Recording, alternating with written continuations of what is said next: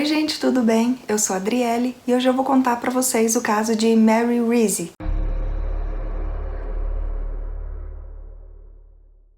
Mary Hardy Reese nasceu no dia 8 de março de 1884 em Columbia, Pensilvânia.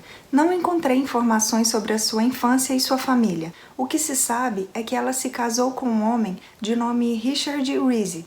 Em 1910, eles tiveram um filho que teve o mesmo nome de seu pai, e a família era bem feliz, bem ativa na comunidade.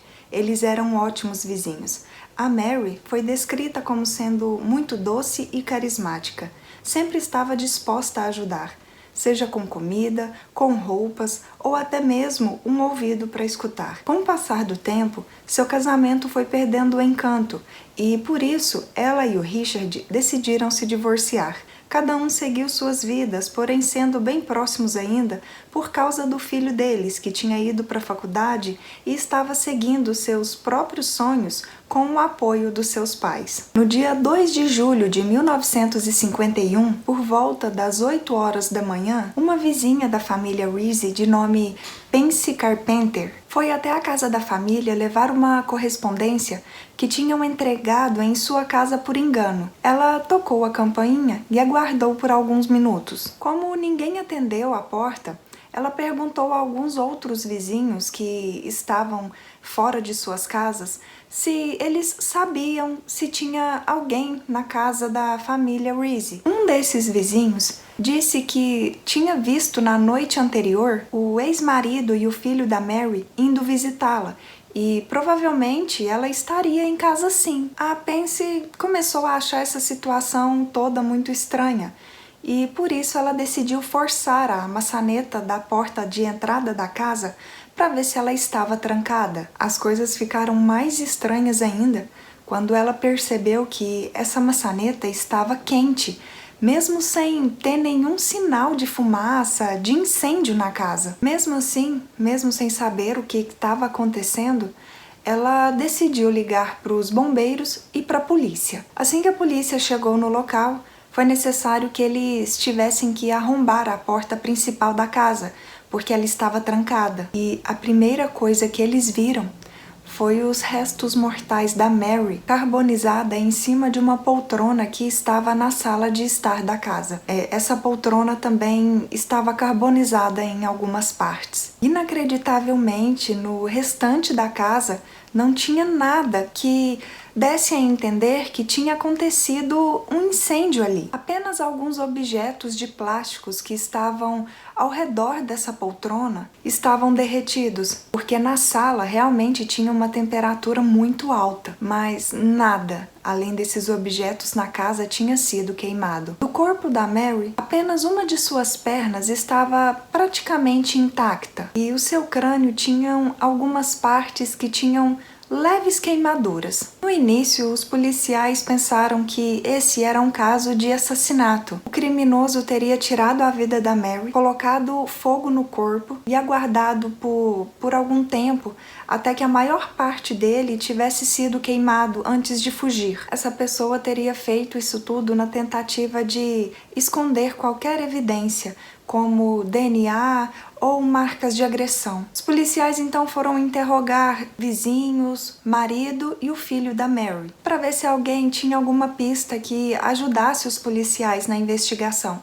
Mas, infelizmente, ninguém sabia quem poderia fazer mal a Mary. Muito pelo contrário, todos estavam muito indignados porque todos a adoravam. Ela já estava com 67 anos de idade e não perdia seu tempo com discussões. Também não foram encontrados sinais de arrombamento na casa, e isso deixava mais inconsistente a teoria de que alguém tinha tirado a vida da Mary, colocado fogo em seu corpo, esperado um tempo, para depois apagar esse fogo e fugir. Porque se essa teoria fizesse sentido, por onde essa pessoa teria fugido? Todas as portas e janelas da casa também estavam trancadas e ninguém tinha a chave da casa dela, apenas ela. O FBI tentou encobrir esse caso, porque depois de fazerem algumas investigações, eles chegaram à conclusão de que a única explicação para o que tinha acontecido era uma combustão humana espontânea ligada ao uso de cigarros e álcool. E claro que, na época, isso revolucionaria as investigações de corpos carbonizados. Mas a família Reese não aceitou essa justificativa, porque a Mary não fumava, nem muito menos fazia o uso de bebida alcoólica. Na época, levantaram algumas teorias do porquê a Mary teria sido carbonizada, como possessão demoníaca. Alguns pesquisadores ligados à religião levantaram essa teoria após ver todos os fatos sobre esse caso e de saberem como o corpo tinha sido encontrado. Como mais nada na casa havia sido queimado, apenas o corpo, a poltrona onde ela estava e alguns objetos ao redor de plástico, e também não existiam sinais de crime, nem mesmo roubo. Aparentemente, nada estava faltando na casa. Por isso, essas pessoas passaram a acreditar que a Mary estava possuída por um demônio, que fez com que ela pegasse fogo de dentro para fora. Como essa teoria não seguia uma metodologia científica, claro que foi descartada pelos policiais. Outra teoria foi a primeira que os policiais consideraram, de que a Mary tinha, sim, sido vítima de um criminoso, que soube encobrir seus rastros muito bem. Ele teria tirado a vida dela em outro lugar e levado o corpo para a casa dela e lá colocado fogo até que partes do seu corpo ficassem carbonizadas. Porém, depois de investigarem, os policiais descartaram essa teoria porque não foi identificado nenhuma pessoa que tivesse tido um mal-entendido com ela. Não haviam sinais na casa de arrombamento e as chaves da casa estavam lá.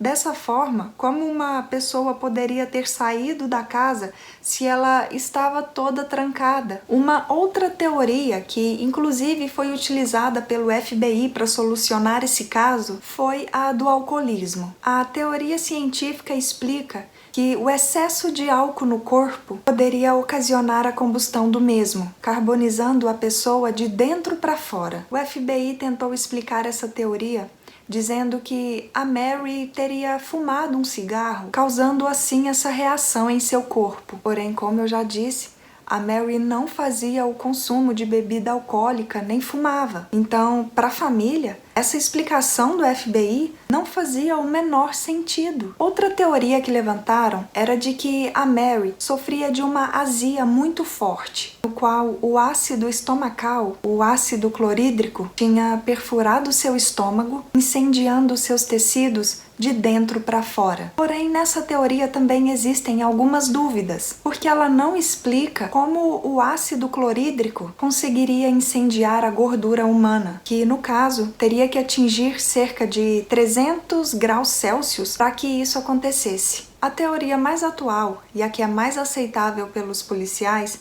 é a teoria do efeito pavio. Essa teoria explica que em casos de combustão humana espontânea, o fogo não começa de dentro para fora como as demais, e sim de fora para dentro.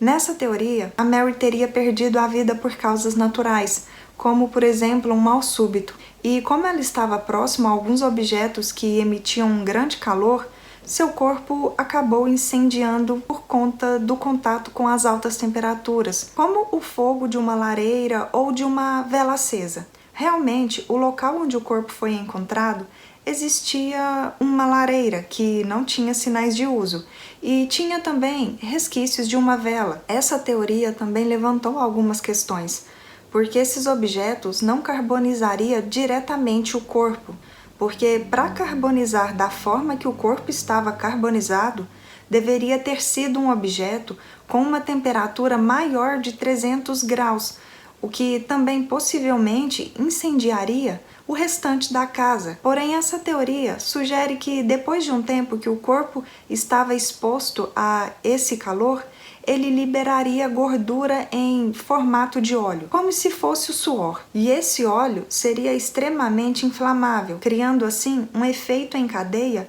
com o óleo pegando fogo e derretendo o corpo, de fora para dentro, consumindo toda a gordura disponível para manter o fogo. Quando essa gordura acabou, o fogo também acabou. Bom, Até hoje não existe uma explicação concreta do que realmente aconteceu com a Mary. E mesmo se passando cerca de 71 anos de que o corpo da Mary foi encontrado em sua própria casa, esse caso ainda continua um mistério. Comentem aqui embaixo o que vocês acharam desse caso. Realmente, quando eu fui pesquisar para fazer esse roteiro, eu mesma fiquei bem intrigada para saber como que um corpo simplesmente pega fogo do nada. E fui pesquisar na internet. E, gente, é incrível. Realmente existem outros casos em que não existem sinais de crime, sinais de arrombamento, o corpo aparentemente se incendiou sozinho. Em alguns casos que eu pesquisei,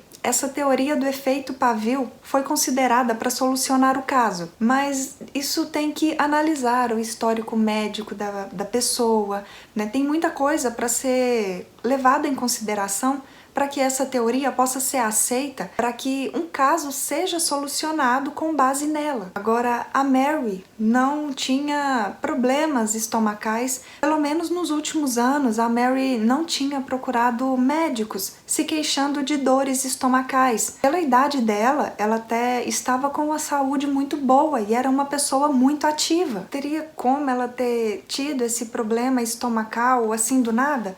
Às vezes comendo alguma coisa que não lhe caiu muito bem. Vocês acreditam em algumas dessas teorias? Ou vocês acreditam que outra coisa aconteceu com a Mary? Esse caso não será mais investigado, ele continua com o status de não solucionado para a polícia, mas todos levando em consideração essa teoria do efeito pavio. A maioria das pessoas acreditam nessa teoria. Então deixem aqui embaixo para a gente discutir e comentar o que realmente aconteceu com a Mary. Espero que tenham gostado de mais esse vídeo aqui no canal. Se ainda não é inscrito, não se esqueçam de se inscreverem, de deixar o like e compartilhar com mais pessoas que também gostam desse tipo de conteúdo. E até o próximo vídeo. Tchau!